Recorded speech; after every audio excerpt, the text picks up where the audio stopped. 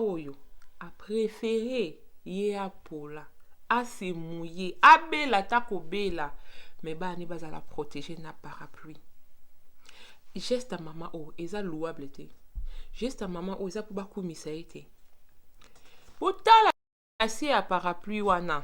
Tomoni bala misato, bala mibale balati coupé. Car moko mutalati jupe. Bana na lobi bakobala. Biso bato kenda kobala bana ya bato ya mibale. Biso mutoboti bala mibato koza babama bokilo. Bino mbogo ya kukuta na ba famille ya bato. Biso basi. Bo respecter ba maman hein. Bo respecter ba maman mibali na bino. Malgré ma bezali parce que baza bato ba être humain. Bo respecter ta maman o. A préféré ya bela na ye. A préféré ya pola na ye mais bana na ye bazala en sécurité. Na bana basi na bana mibali. Alors ba fille o bakenda ko bala bana ya bato mibali. Bo beaucoup makaba maman bokilo. O beaucoup makaba belle sœur. Bo respecter ba maman ba sous famille pour na bana bangwa. Vidéo aussi n'a marre sans vous mentir et tikinga sans mots.